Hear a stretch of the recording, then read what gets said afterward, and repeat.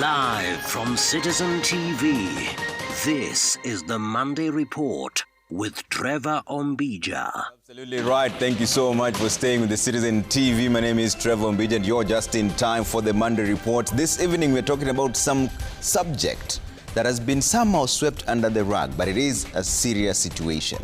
More than 2.5 million people are facing acute food shortage, borderline starvation in 23 counties. That is half the country. Why? Because the October to December rainfall in 2025 was the lowest since 1981. In 45 years, this is the worst we're facing in terms of recorded rainfall.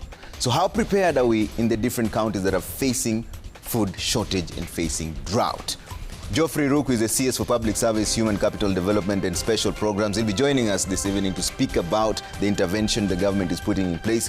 FCPA Ahmed Abdullah is the governor for Wajir and the Council of County Council COG chairperson. He's also speaking to us because his county is also facing starvation. About 75,000 people out of the 978,000 are facing acute food shortage in his counties. Dr. Ahmed Idris, Kenya Red Cross Society Secretary General, will be speaking to us about the intervention measures as well. We'd like to hear from you. Trevor Ombija at Citizen TV Kenya. Use the hashtag Citizen Monday Report. What is the long-lasting solution to this food shortage? But I'm not the only one here. Manuel Dung is also joining us here, the latest in the sporting world. Many people are still crying, Emmanuel, but what's the latest in the sports world? Well, some of us are Manchester definitely United. not. Have you recovered now? Oh, yeah, I'm loving it. I'm loving it. Some people are not, but we do have a lot to get into in the world of sports today. It was a busy day, actually. We have a lot to get through, from the Rugby Kenya Cup to the Saudi Pro League in football as well. So a lot of diversity in tonight's bulletin. Brilliant. That coming up in just a bit, but first up, top news tonight.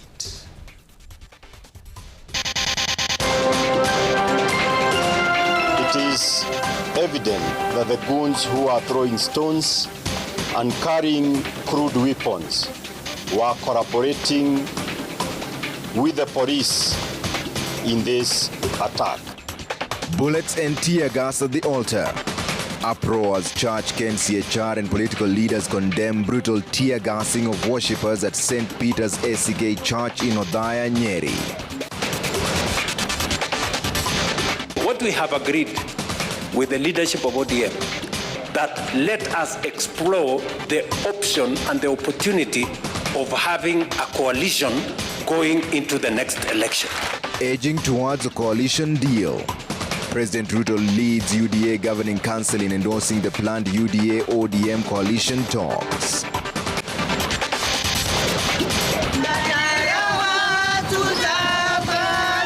Lending a helping hand. A group of Mama Mboga women joins hands to pay fees for a grade 10 girl who was on the verge of being forcefully married off. Sylvia Kemunto murder hearing. We'll tell you how murder of Multimedia University student Sylvia Kemunto was executed.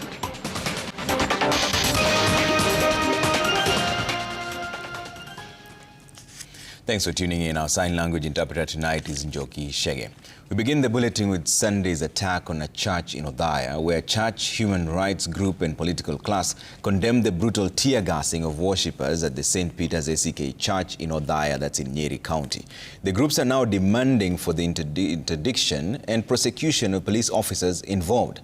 The Anglican Church, through its Mount Kenya West Diocese, has solely placed the blame on the National Police Service for allegedly participating in aiding the desecration of the place of worship that now bears the scars of yesterday's assault. Kamau Mwangi has the details. This is ACK Wetima Church in Othaya, where the brutal attack on worshippers took place. Shattered window panes, stones that were hurled at the worshippers, and bullet holes on the church walls bear the extent of damage and use of excessive force on the altar. These clothes left behind as congregants scampered for safety, a clear indication of the harrowing experience the congregants were subjected to.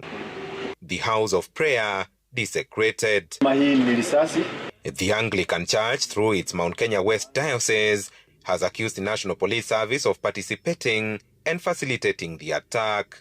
The police officers were recklessly shooting live bullets. It is evident that the goons who are throwing stones and carrying crude weapons were collaborating with the police in this attack. In a statement, the church wants Police Inspector General Douglas Kanja to swiftly act on abundant evidence online that captured individuals disembarking from police vehicles and charging towards the church as they fired live ammunition and discharged tear gas.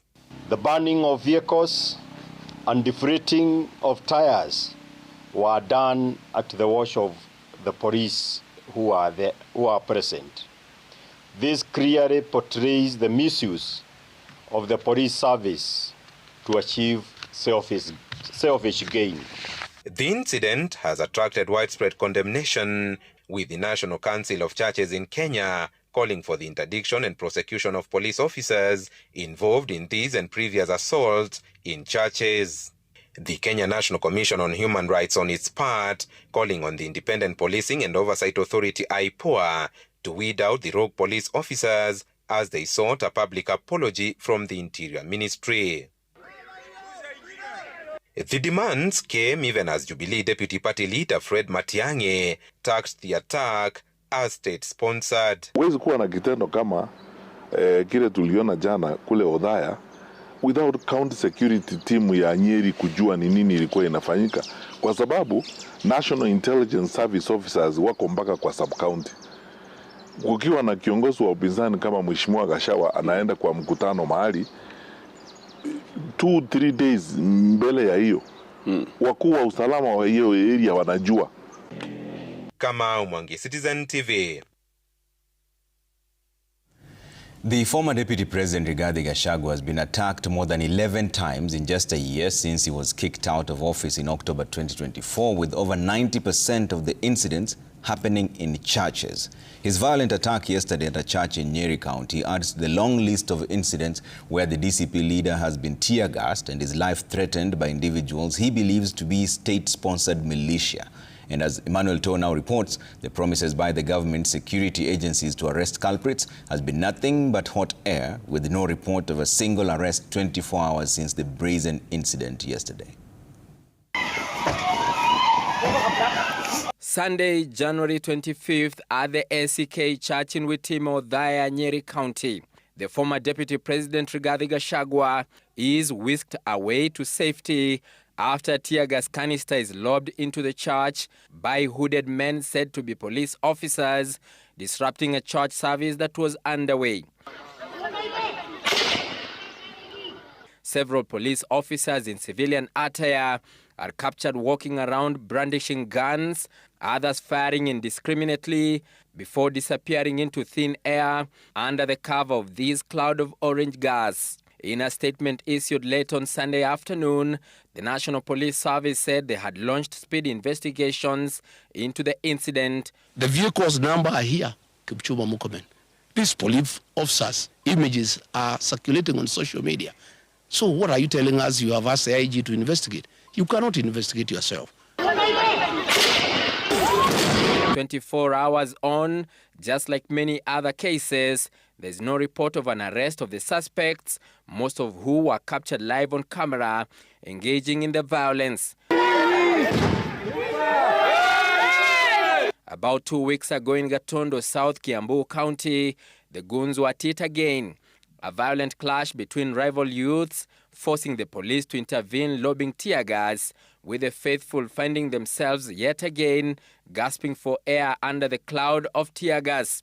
On the 9th of January this year, in Kagio, Kirinyaga County, the goons are captured laying an ambush on Gachagua's motorcade, where his equipment, including vehicles, were vandalized. The DCP leader was then forced to address a rally, donning this bulletproof vest and helmet for safety. At the height of the high-octane by-election campaigns in Narok County in November, Gachagua was yet again caught up in the crossfire as goons descended on his campaign trail. Other significant events where the former DP was attacked include on Mombasa Road on the 21st August, on Mombasa Road on the 21st August 2025, during his return from his USA trip. Attack at a church service at PCEA Kasarani East Parish, Mweki, Nairobi County on the 6th of April 2025. Attacks in Shamata, Nyandarua County a year ago, among many others. The government has consistently condemned the events, promising to go after those involved. However, months on, nothing concrete has been forthcoming, leaving an emboldened goon syndicate to run amok. Some government operatives have accused Gachagua of stage managing the incidents for political expediency, maintaining he has been crying wolf to gain political sympathy. Emmanuel Tor, Citizen TV, Nairobi.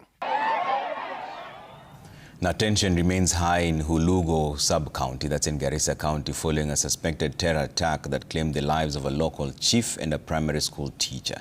The victims have been identified as Hulugo Chief Abdifata Gani and Hulugo primary school teacher Stephen Musili, who were killed in the overnight assault. Following the attack, non-local teachers in the area are now appealing to the Teachers Service Commission, that's a TSC, to urgently intervene and facilitate their transfer to safer regions. This as 3 prison wardens accused of facilitating the escape of terror suspects from Kamiti Maximum Prison were convicted. Citizen TV's Ben Kirui with the details.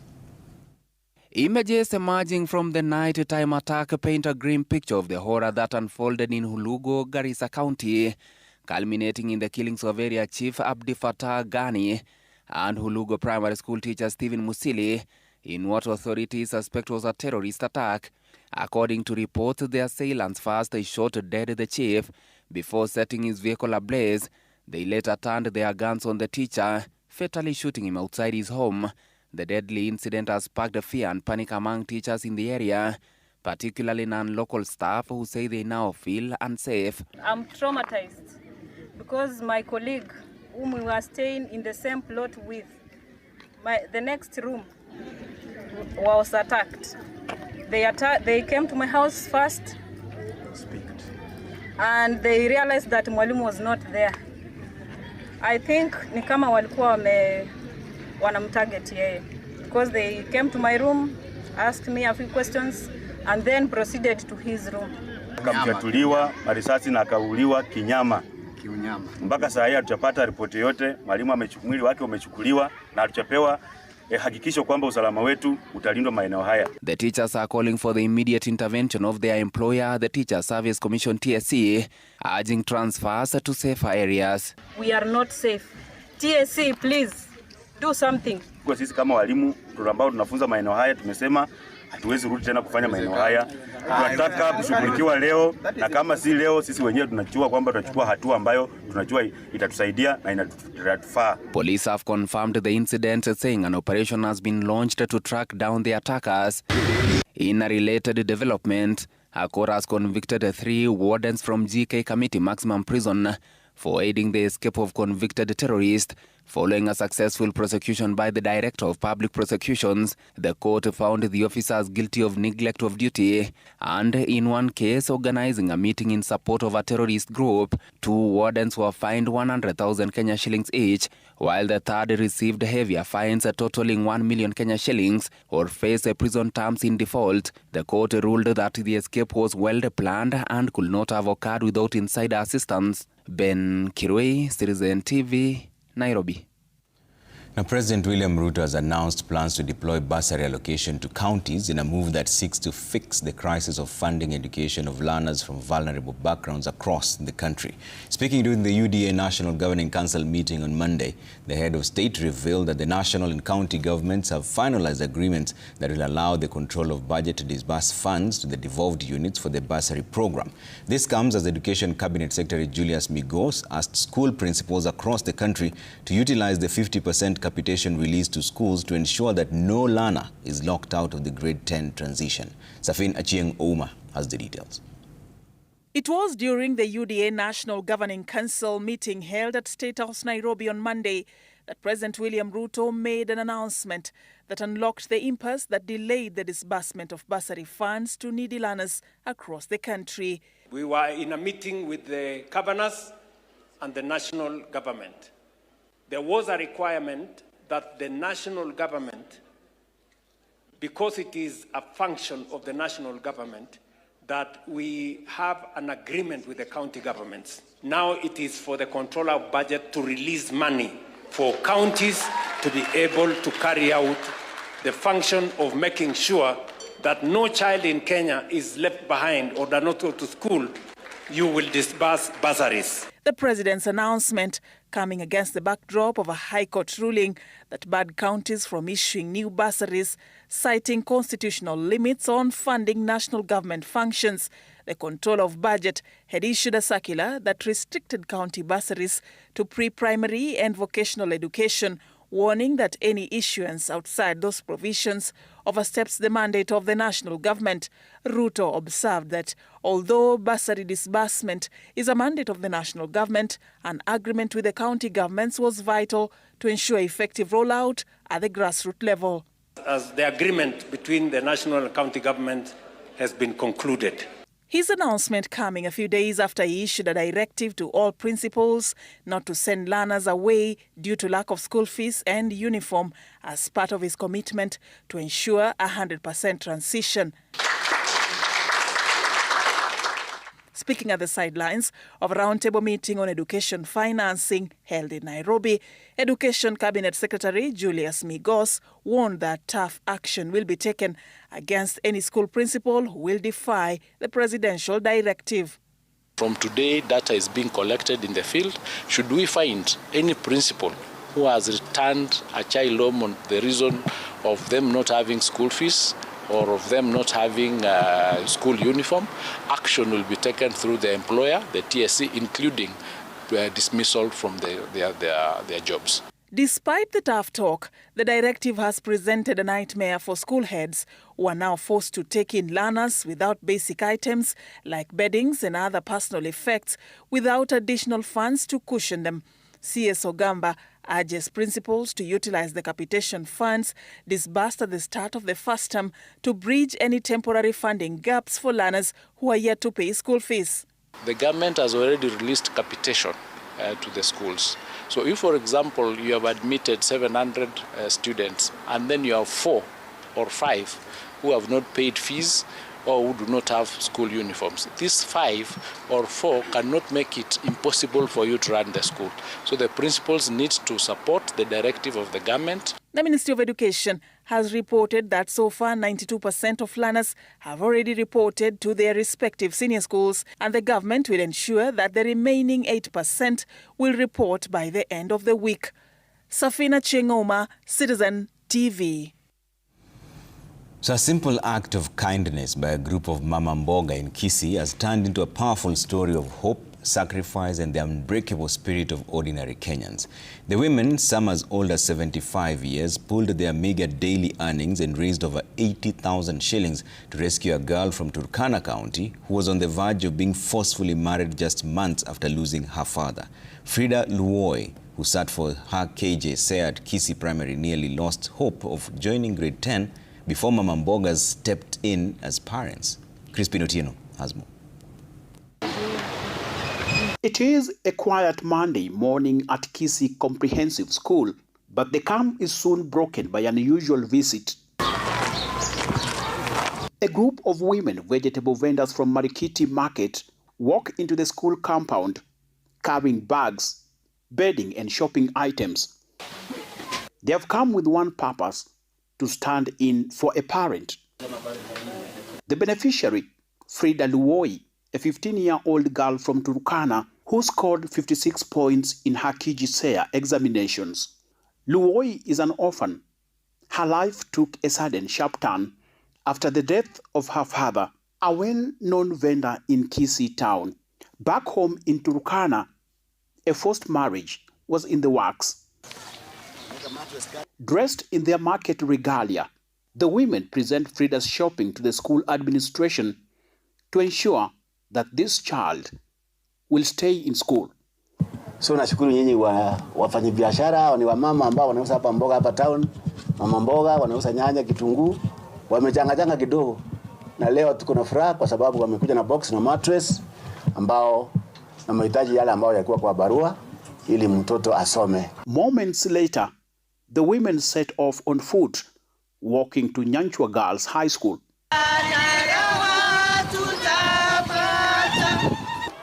Na tulikuwa tunataka tumsongeze ili hata kama babaka alikufa aone hata sisi tuko naye pamoja. Ndio maana hao wazazi wenzetu, wamama wenzetu wa sokoni huko Kisii Market tumekuja ili mtoto aende shule. Ana mtu wa kumpeleka shule. Ana mtu yoyote, hata hakuna mtu anauliza huyo mtoto ako wapi. Sasa ndio tukaamua, tukaona Mungu atusaidie mtoto huyu aende shule. Step by step, shoulder to shoulder, all in an effort to keep Frida's dream of becoming a doctor alive. At Nyanchwa Girls High School, Frida is officially admitted as a grade 10 student, a moment that leaves the school management deeply touched. What stuns them the most is not just fees paid, but the unity and sacrifice behind it. It was quite a touching event because we've had such cases before, but they've not been organized by the Mama Mbogas.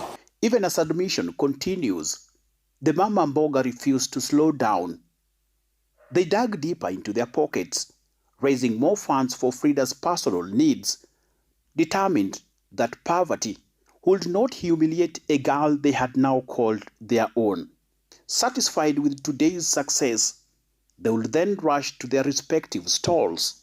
Well, finally, Frida Luoi has been admitted at Nyanchwa Girls, courtesy of Mama Mbogas within Kisii Town Center, and she has made a promise that she'll never let them down and that her journey of becoming a doctor starts today. Crispin Otieno for Citizen TV at Nyanchwa Girls, Kisii County. That's such a lovely story. We salute all the Mama Mbogas in Kisii. We're deeply grateful for all the sacrifices that you made. May you be blessed beyond measure. Now, let's talk about some politics. President William Ruto led the United Democratic Alliance National Governing Council in formally endorsing its planned coalition talks with the Orange Democratic Movement. The UDA party leader told the UDA National Governing Council that the ODM-UDA coalition will enable the broad-based formation win the 2027 presidential polls by a 2 to 3 million margin against closest opponents in the 2027 general election. The meeting also resolved to conduct repeat polls in 80% of the polling centers. Setholale has more. A week after its National Executive Council okayed party leader President William Ruto to formally lead coalition talks with ODM in the build-up to the 2027 general election, the party's National Governing Council followed suit. Kazi ni kazi. Kazi ni kazi. Addressing 164 MPs, 18 governors, 14 deputy governors, and 910 MCAs who form UDA's NGC. The party leader said its coalition with ODM will transform UDA into a powerful national political party whose philosophy and vision will extend 2 generations. If it is working, don't fix it. Sindio? So what we have agreed with the leadership of ODM, that let us explore the option and the opportunity of having a coalition going into the next election. President Ruto informing the NGC that the UDA-ODM coalition will register a resounding victory in the next general election. The last election, we won by a margin of 200,000. 200,000. This election, we must win by a margin of 2 to 3 million. And I'm convinced we will defend our scorecard in the next year's election. A section of the NGC members, however, expressed concerns that the ODM-UDA could jeopardize their chances of re-election. You know, when we see very nice ministries and everything going to the other side, Your Excellency, people worry. People worry, Your Excellency. They don't tell you, but people worry. So we just want you to constitute a team that will represent the worries of the children from the house. There are individuals out there who are interested in vying, but they are still in wait and see mood, waiting to see the wave. Just for avoidance of any doubt, we want to be sure. The president is still in UDA, just for your information. I don't think there is any bigger position that you can think about than that of president. The NGC resolved to conduct repeat grassroots elections in all areas that registered a low turnout, with a total of 580,000 positions up for grabs to be filled countrywide. Tuwe na umaarufu kama UDA hapa mashinani, ili nguvu ambazo tunahitaji kutoka kwa rais kwa mambo ya kimataifa zisipunguke. President William Ruto assuring the NGC that party elections will be free and fair. Seth Olale, Citizen TV. Now, a police officer implicated in a shooting incident in Kitengela that left 2 people seriously injured has been disarmed and as investigations intensify. The officer, who has been summoned to record a statement at the Kitengela police station, is under active investigation and risks interdiction if found culpable. Meanwhile, the victims remain hospitalized at Kajiado County Referral Hospital, where one is reported to be in critical condition and admitted to the intensive care unit. Citizen TV's Ben Kirui has details.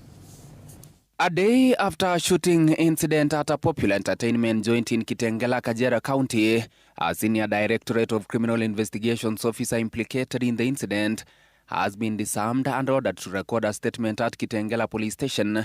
In his statement, the officer, who now risks interdiction, claimed he was attempting to intervene in a fight that had broken out at the club and was forced to fire a shot into the air. He alleged that other officers in his company also discharged their firearms. However, this account contradicts a statement from witnesses who say a confrontation ensued between the officer and the 2 victims, during which the victims were shot. Amid growing concerns over possible cover-up, senior police officers in the county insist investigations are active and thorough. They say the officer's firearm will be subjected to ballistic and forensic analysis to establish whether it was used in the shooting. Meanwhile, the 2 victims, Joseph Musontu and Kevin Maseri, remain admitted at Kajiado County Referral Hospital. One is reported to be in critical but stable condition in the intensive care unit, while the other is in the general ward nursing a pelvic fracture. Ben Kirui, Citizen TV, Nairobi. All right, on that note, we're taking a quick break here on Monday Report, but there's a statement here from the Teachers Service Commission that has come through following the killing of Stephen Vundi Musili. The TSC says they've learned with great sadness the death of Mr. Stephen Vundi Musili, a teacher at Hulugo Primary School within Garissa County. It further says in Part 4 and 5 that further the Commission, together with other relevant government agencies, will visit Hulugo Sub-County in Garissa County on the 27th of January to assess the situation obtaining on the ground and ascertaining the safety of its employees in the area. It further says that the Commission strongly condemns this heinous and cowardly act of terror, which has not only robbed a young teacher of his life, but also undermines the right to education, peace, and the security for teachers and learners alike. They say that we wish to inform the public that the Commission takes the safety and security of their teachers seriously and will offer all the necessary support to improve the welfare of its employees. That's a statement that's come through from the Teachers Service Commission just a few moments ago. We're taking a quick break. We're back with much more in just a short while, including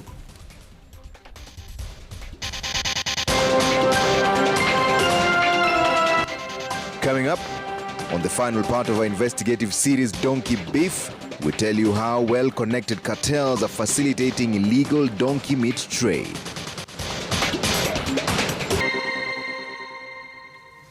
Thanks for staying with the Monday Report. Now, Vihiga Governor Wilbur Otichilo is on the spot for throwing a lavish housewarming party for the county speaker worth 5 million shillings. The Auditor General termed the expenditure as wasteful and illegal. Stephen Leto has more. Wilbur Otichilo. Vihiga County Governor Wilbur Otichilo found himself on the receiving end as he appeared before the Homa Bay Senator Moses Kajwang-led County Public Accounts Committee. And nothing but the truth. So help me God. The Vihiga governor is said to have at one point went on a party after a party spree in his Vihiga backyard, including throwing a lavish party for the housewarming of the county speaker at a cost of 5 million shillings. They're still taking money from contractors, deposits and retentions and giving the assembly to throw parties. A housewarming for the speaker's residence. 5 million Kenya shillings for housewarming. It is unacceptable. Then when it comes to attention that there was some 5 million that was spent on the housewarming of a speaker's residence, it's very unfortunate. According to the committee, the luxurious house in question is in itself having serious audit queries where its construction cost was exaggerated. I wanted to know whether the area senator was invited, because maybe he can also be a witness. Maybe he can tell us whether he was invited or not. You know, he's also the deputy party leader of ODM. Was he there? No, Chair, I was indeed invited, but I did not attend because you are aware that same house has audit queries with this committee as well. The committee flagged serious wasteful expenditure by the Vihiga governor, who is serving his second term in office, with committee chair Moses Kajwang opening the lead on the ballooning pending bills in the county. So you're giving 5 million for a housewarming, but you've got 1.7 billion as pending bills. Governor, you have the mic? Yes, I think I appreciate your advice and I'll take action. The committee now wants those involved surcharged. The accounting officer must recover the funds. It's only this financial year that money has been budgeted for, but the condition was that we had also to budget our own. The County Public Accounts Committee Tuesday has lined up to grill Mombasa Governor Abdul Swamad Sharif Nasir and his Isiolo counterpart Abdi Guyo over the Auditor General's reports. Stephen Letos, Citizen TV. Now, for nearly a decade, the fight against illegal slaughtering of donkeys has intensified across the country. Animal welfare organizations are raising alarm over the well-connected cartels facilitating the illegal trade, accusing them of blatantly disregarding laws banning donkey slaughter in the country. Citizen TV's Miriam Nyambura now reports on part 3 of our Season 2 special Donkey Beef. The organizations are pushing to raise awareness on the illegal trade while calling for concerted efforts to eradicate the illicit slaughter of donkeys.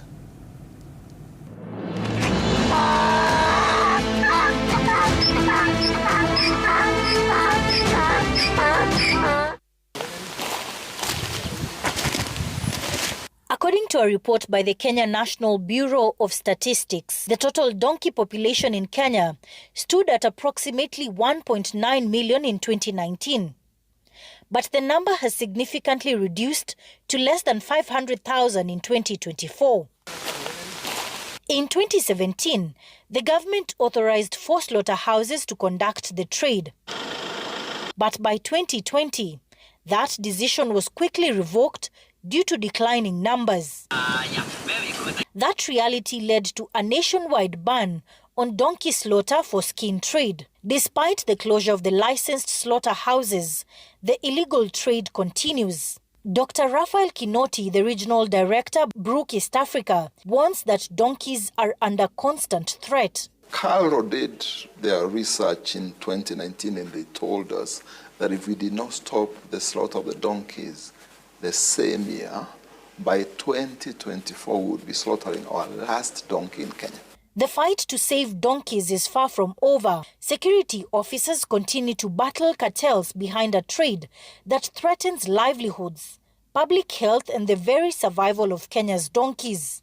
When donkeys are slaughtered, there seems to be a cartel that is smuggling skins out of Kenya, which is illegal.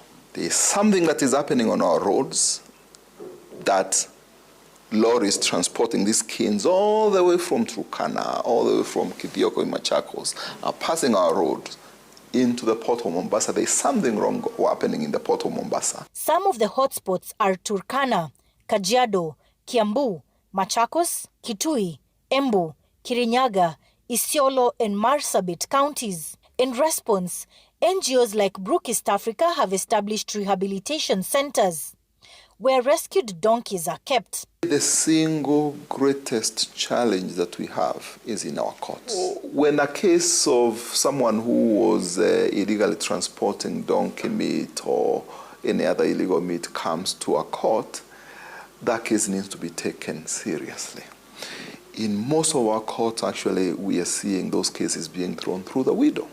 In Turkana County, for instance, there has been a surge in cases of donkey theft in 2025. Kama ni kwa wiki tunaweza kupata cases kama 7, kama 10, kulingana na vile watu wanaleta. Kwa soko ni hapa. Ile tuna recover ni kama tuseme 10 kama ni kwa mwezi. Lakini ile hatuwezi recover ni kama 20 kwa sababu kuna method wanatumianga. Kwa mshipa ya punda huwa inawekwa pressure pump. Inapigwa pump alafu ndio hii ikiinuka sasa inakuwa rahisi mtu kutoa hiyo ngozi. We have been dealing with the issue of donkey welfare call center, which is a one-stop shop whereby someone can report cases of theft, cases of abuse, cases of slaughter. We have been able to rescue over 400 donkeys within a span of 6 months. Animal welfare organizations are, however, lamenting over the alleged involvement of local authorities in protecting the illegal traders. The institutions that are tasked with helping resolve these problems, to some extent you find that they are also compromised. You move to the courts, you want to get justice for the victims, you move to court, you want maybe orders to intercept these donkey hides. You find that the system is slow. As top security officials in the affected regions vow to take action on the officers involved. In the event we find out that there is any officer who is colluding with the perpetrators of this illegal activity, then we will take the necessary disciplinary action, both on the officers and their commanders who allow such things to happen within their areas of jurisdiction. The main challenge to fighting this is when law enforcers decide to be complicit. Either they protect or look the other way as the illegal activities are going on. 3 Chinese nationals arrested for operating an illegal slaughterhouse were arraigned in Turkana. In that facility that was targeted, about 19 live donkeys were found in the vicinity. There were also about 15 crates of donkey skin. And there were signs of fresh activity. So this confirmed our fears, and we had to take action. In Athi River area, where locals exposed another illegal slaughterhouse, stern action followed and the slaughterhouse was shut down. We would want to appeal to the public to support us in this effort to make sure that we preserve our donkeys. As the crackdown on illegal slaughterhouses intensifies in the country, it is now clear that the stolen donkeys are being slaughtered illegally and their skins smuggled abroad to ready markets in countries such as China, while donkey meat is sold locally. Miriam Nyambura, Citizen TV.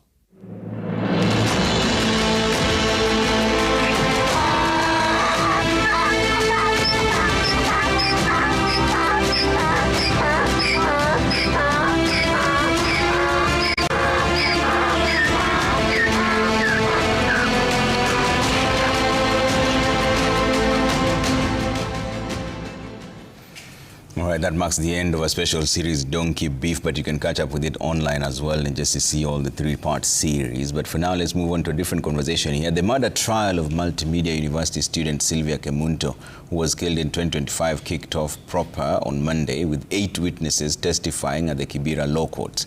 In a session overshadowed by Kemunto's mother's grief, the court was told that the accused, Eric Philip Mutinda, connived and with a friend that he had committed the crime before fleeing. Ode Francis has more. months after he declined killing Sylvia Kemunto, a girl who had reportedly declined his advances. Eric Philip Mutinda found himself on the spot as evidence from prosecution witnesses linked him to the murder. A fellow student, a friend of the accused and who under court protection, told the court that on April 3rd, the accused had called and confessed to the crime. He told me that he strangled Sylvia by the neck. I told you that he had gone to Tanzania? Then he said atanaweza. Before he said atanaweza and hadi unaweza pata niko TZ. The witness claims Mutinda admitted to strangling Sylvia, stuffing her body into a suitcase and hiding it. The witness said Mutinda refused to reveal if anyone helped him and mentioned he was in Sultan Hamoud at the time of the call. The trial, presided over by Justice Diana Kavetsa, also heard from 7 other witnesses.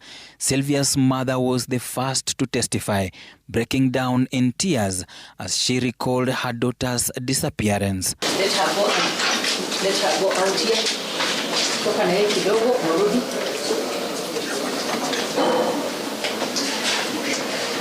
Let her just cry through the tissue. Sylvia's roommate in her testimony said she left for church on 30th March and returned to find their room in disarray. I reached the room, it was locked. I opened it with my key. I didn't see Sylvia. The room was messy.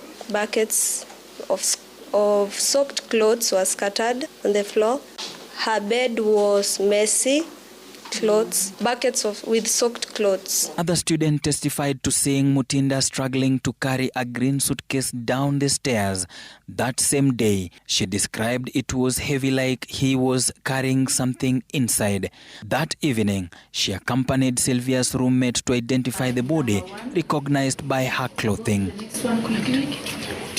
A fourth witness, Mutinda's roommate, gave a chilling account saying he found Mutinda with the suitcase believed to have been used to transport the body, which he said at the time using as a pillow. The defense, led by Johnson Jr., has questioned the credibility of the testimonies, while prosecutor Christine Timoi continues to build a case around witness account and physical evidence. Now, the case is expected to continue on 16th March 2026, with 8 more witnesses expected to testify. Ode Francis, Citizen TV, Kibra Lokots, Nairobi. Now, the Kenya Meteorological Department is warning that more counties are likely to slide into alarming phase as drought situation continues to ravage most parts of the country. 9 counties in the north are already in the red phase, with 13 counties in alert phase, with thousands of people facing starvation. Director General Edward Kariuki says many counties recorded below average rainfall, with the hardest hit regions being the arid and semi-arid lands. Marianne Nyambura has more. The drought situation in the country is moving from bad to worse. Thousands of families in the northern region facing acute food shortage as thousands of livestock die. In North Horr, where Public Service Cabinet Secretary Geoffrey Ruku led a special programs outreach, the situation is dire. No water, no food. Women have to walk long distance in search of the precious commodity. Jameni, mimi nataka kuwasihi mkuwe na supra kidogo. Rais na serikali yake ameweka mikakati ya kuhakikisha kwamba shinda ya maji katika taifa letu la Kenya kuanzia mwisho ya mwaka huu itakuwa kitu ya sahau. Katika sehemu hii hali ya njaa ni mbaya sana. Kabla uingie ofisi ya special programs, tulikuwa tunapata trailer moja kwa mwezi. Lakini ulipoingia kwa ofisi, hiyo chakula ukaongeza, sasa ni miezi ya 3 tunapata trailer 4 kwa mwezi. While distributing food supplies to hundreds of starving families, the CS warned government authorities to ensure the food supplies reach the intended groups. Na kama wewe ni mwanaume sawa sawa, udhubutu leo ama kesho kutoa hizi magunia kwa hizi maroli ati ugeuze upeleke sokoni. Speaking at the 72nd Greater Horn of Africa Climate Outlook Forum in Nairobi, Kenya Met Department Director General Edward Kariuki emphasized that early warning services are crucial in mitigating risks and ensuring communities prepare and respond to climate-related hazards. One county, this is Mandera, remained at alarm's drought phase. 13 ASAL counties have also been classified under the normal drought phase, while 9 counties deteriorated to the alert phase. As the Met Department continues to monitor the drought situation closely, calls have been made for urgent action to protect vulnerable communities. Miriam Nyambura, Citizen TV. All right, let's get a quick status update with my guest here in studio. Honorable Geoffrey Ruku is here as the Cabinet Secretary, Public Service, Human Capital Development and Special Programs. His Excellency FCPA Ahmed Abdullah is here, Governor Wajir and COG Chair, and Dr. Ahmed Idris, Kenya Red Cross Society Secretary General. Thank you all for making time. And Governor, I'll start with you. How bad is the situation in the 23 counties? The situation, as was captured there in the news, is pretty bad. In the case of Mandera, it's IPC4, which is an emergency. In a lot of the others, it's IPC3, which is a crisis. And even within those counties that are classified as a crisis stage, there are pockets that are now sliding into emergency situation. So the pasture and what they call pasture and browse situation, which is for the livestock, is really pretty bad. And these classifications look at many things. They look at the body condition of the livestock. They look at the trekking distances to water now, from pasture to the water wells. They look at the situation of the water pans, a lot of which are drying up. We are really in bad phase now. Yeah. We are hoping the long rains set in a bit early, because if the long rains are not better, and if they come in a bit too late, because sometimes they start in early March, sometimes much later, we could see a lot of death of livestock. Yeah. Of course, because these people are largely dependent also on livestock for their food security, there's a lot of food insecurity, because a lot of the livestock, even where the body condition is from, say, fair to poor, and it's not really too bad in some instances, then the milk production is very, very low. Okay. In the case of Mandera, I think we started losing livestock. In Wajir, yes, there could be some livestock left, because when it becomes a bit weak, and it's also opportunistic diseases set in. Yeah.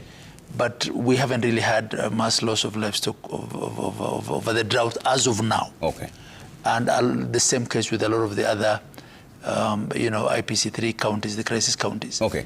So the situation could get worse. Yeah. In the next couple of weeks. We'll talk about the intervention measures in the extended version of this conversation, but let me bring in Waziri on this. Waziri, WHO warned about this in November, and the Kenya Meteorological Department warned about this. Kenya Red Cross warned about this through the systems called the STAR, which is a strategic tool for assessing risks. How prepared is the government to deal with this? The government is very well prepared, Trevor. We have enough food supplies for everybody who is facing starvation at the moment. And also from this week, tomorrow or Wednesday, we are starting distribution of animal feed in all the counties which are affected by drought. I have been in Mandera, I've been in Tana River, I've been in Kilifi. Today I was in Marsabit in North Hall, where we are continuously distributing enough food to the families which are affected, and we have stock in our warehouses enough, and of course government has pledged for the month of February to continue getting more supplies, so that every Kenyan, wherever he is or she is, in a position, or they are in a position to get enough food. So how much food is available now? How many tons of rice, how many tons of maize, how much cash money do you have? I may not be able to say the actual figures at the moment, but Trevor, the government has spent close to 6 billion Kenya shilling in terms of making food available, animal feed also available from this week. So that is huge resources which have been committed to ensure all those who are affected in 23 ASAR counties are getting supported. And this also goes to other non-governmental organizations which are also supporting or subsidizing, complementing government effort. Yeah. World Food Program, Red Cross, and other agencies which are involved in all this effort. Okay. We are in several meetings chaired by the Deputy President, where the private sector and non-governmental organizations came together and other government agencies came together so that we can have a common approach towards this drought crisis. Okay. Let me bring in Dr. Idris on this. Idris, what is your assessment on the ground? What are your people reporting, and how much do we need to sufficiently intervene at this level before it becomes a crisis? Just to echo the comments by the governor and the CS, the summary is the vulnerability situation of the communities in the ASAL areas continues to be an area of concern. It is a situation that is deteriorating as we get longer into the dry spell. All the indicators around making life difficult for these communities is deteriorating. I'll give you an example. The malnutrition rates in some of these counties seems to be hitting, shooting up and hitting above the roof.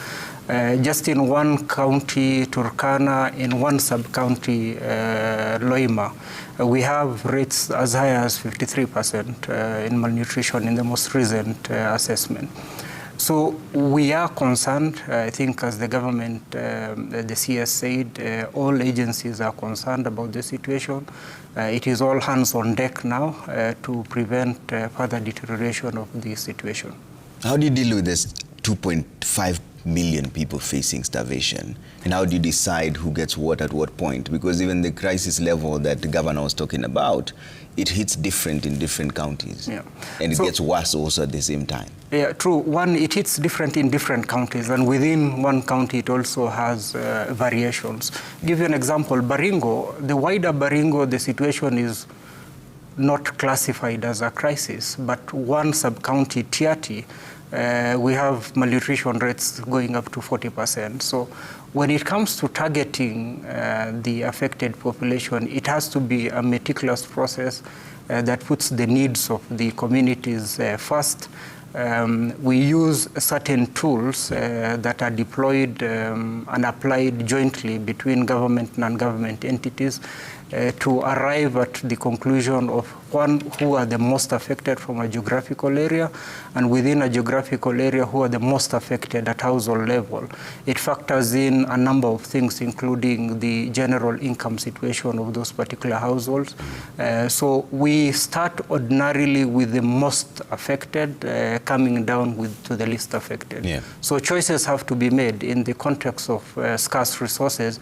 It means that we are not able to reach perhaps each and every person who is in need, but we're able to reach the most affected populations. All right, gentlemen, stay with me. I'm taking a quick break here. We'll be back with a bit of business news, then get some sporting action, then get to the in-depth analysis of this conversation on the drought crisis. What is a long-lasting solution to this unending cycle of drought? 2.5 million people facing starvation, 23 counties affected.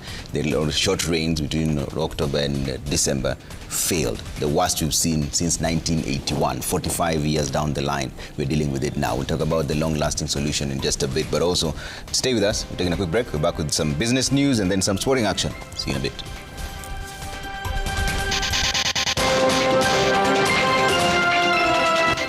Release your maize or contend with imports. CS Mutahi Kagwe issues 1-month ultimatum to maize farmers.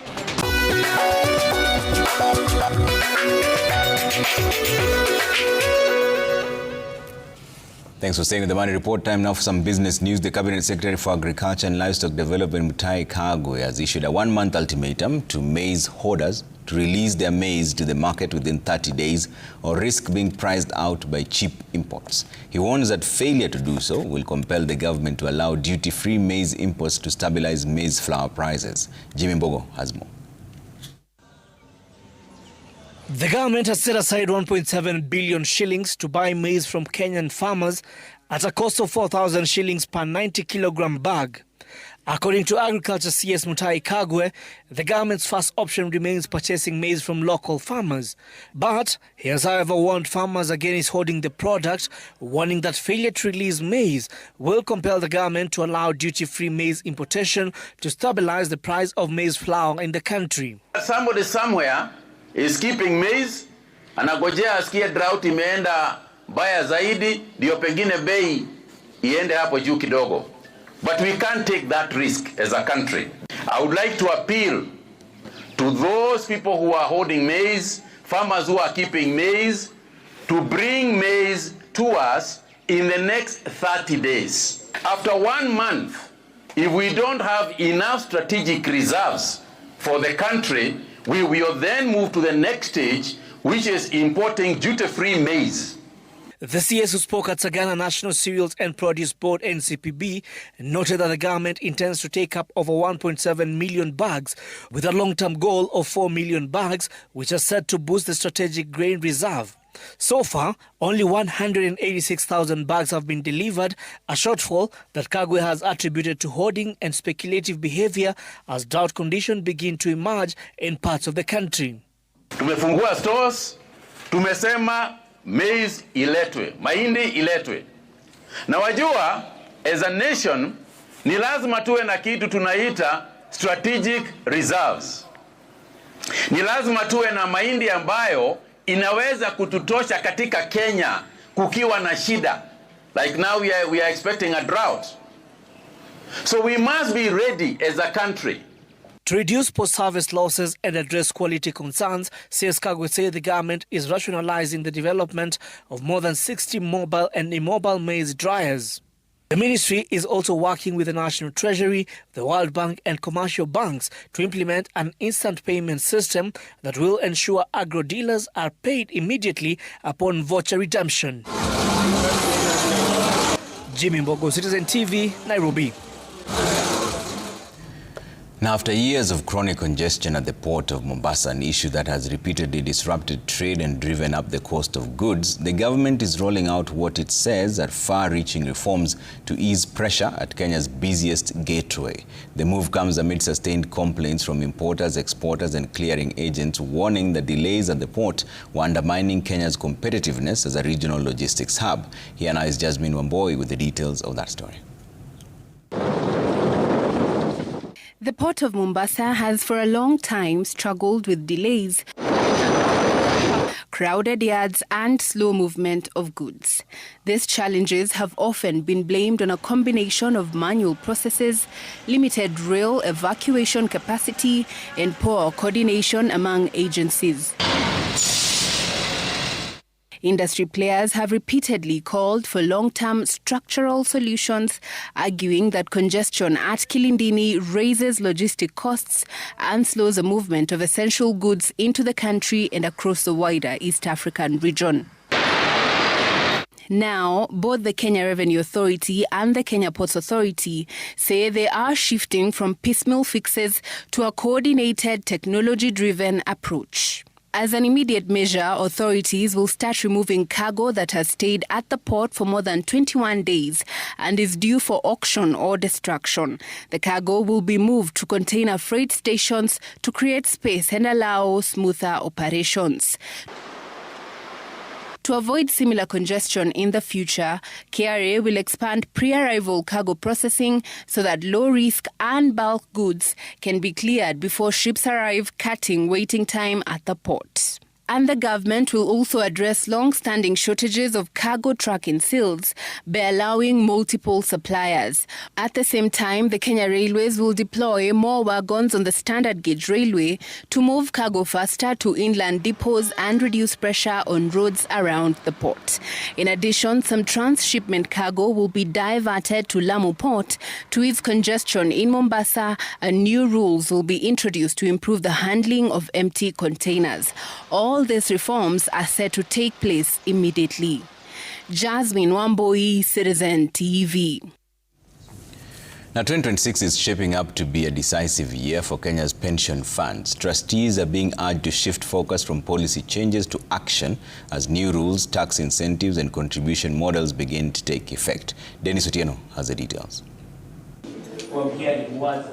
Pension industry experts say the coming year will test how well pension funds protect and grow member savings. Speaking at the Minet Kenya Annual Pensions Conference in Mombasa, trustees were advised to strengthen governance and rethink investment strategies as the sector adjusts to recent reforms. We are being invited to be the space where we should think out of the box in everything that we do.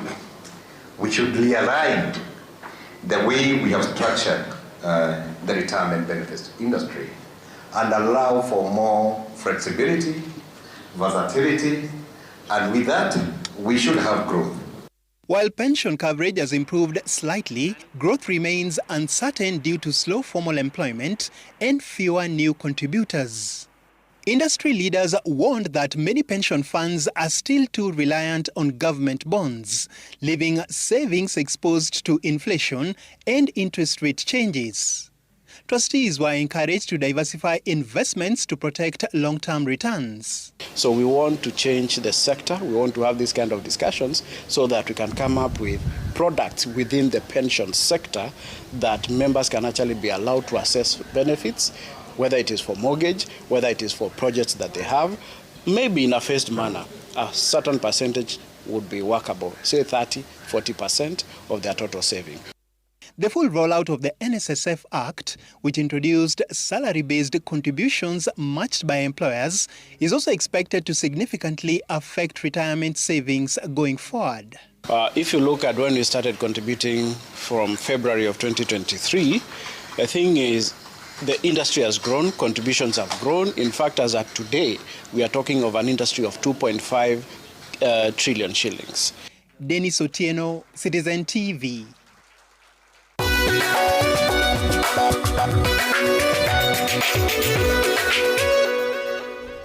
All right, let's take a quick break here on Monday Report. Emmanuel Ndungu is back with some sporting action in just a short while.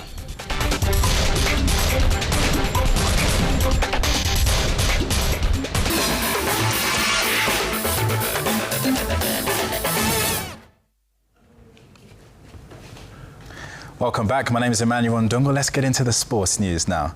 Match day 6 of the Kenya Cup Rugby League produced no surprises, but a few fireworks in some of the matches played across the country. The Battle of the Universities was an entertaining encounter, which ended in a narrow 34-31 win for the Strathmore Leos against Daystar. Champions Cabras are still unplayable as they hammered host Nakuru 55-8 to claim their 6th consecutive win with a bonus point. The other team from Nakuru Oilers had a difficult time in Nairobi as they were pushed all the way by Kenya Harlequins before winning 22-17. The win also earned them another bonus point, their 6th in as many matches. Former champions KCB RFC showed their class as they ran riot against Blackblood, winning 45-3.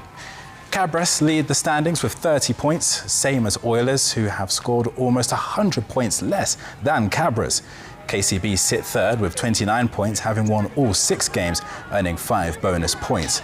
Blackblood is 4th with 19 points, while Strathmore Leos close the top 5 with 15.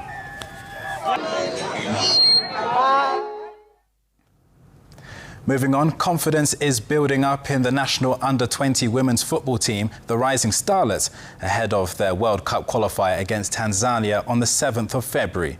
The team has been in camp for 2 weeks with the technical bench reducing the number from 60 players to 30 players. Some of the team have World Cup experience at the under-17 level, so they are banking on that experience to advance to the finals for the first time. The Rising Starlets made a huge statement when they eliminated Ethiopia in the previous round, and coach Jacqueline Juma knows the first leg at the Ulinzi Sports Complex is a must-win before they go to Dar es Salaam a week later.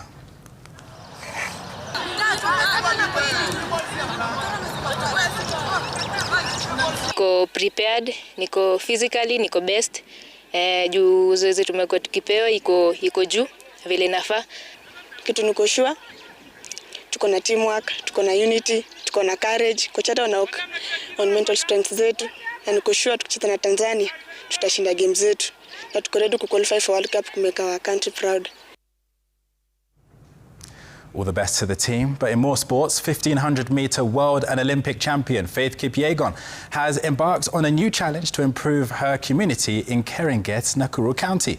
Kipyegon plans to build a maternity facility dubbed the Dare to Dream Maternity Ward.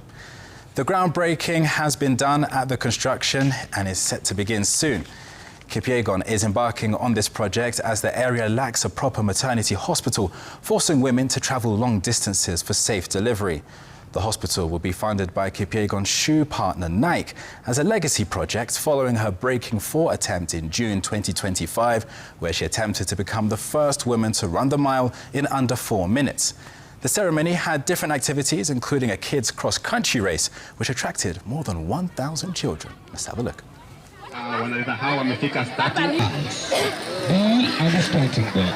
This is the happiest thing I've done to my community, which I feel so proud of because of something you have been dreaming of and thinking of, like, what can I give to my community? What can I give to my people? These people take care of me. These people stood by my side. It's really important for me to see the impact that Faith has created to community. It's also one way to keep a hand to my colleague, as a sportsman, and keeping a hand to a sports woman. I feel honored to be here because Faith is such a hard-working woman. I thank Nike for recognizing the effort she puts in and fulfills her dream. Opening hospital here, it's such an incredible moment. An excellent initiative there. Kiambu County Aquatics continues to lead the way in junior swimming development with yet another gala, this time with over 600 swimmers from more than 50 clubs competing for 2 days. 10-year-old Diamantidis Athena from Braben School dominated the 400-meter freestyle to win an impressive time of 5 minutes 41.42 seconds. In the boys' 400-meter freestyle, Mwiti Leon of Orca Swim Club powered home in 5 minutes 16.48 seconds. Another outstanding performance came from 7-year-old Haizuri of Aqua Shark, who won the 7 and under category in the backstroke. Braeburn emerged the best team, followed by Orca Swim Club, Dashing Dolphin Swim Club, Snook Swimming Club and Crawford International School.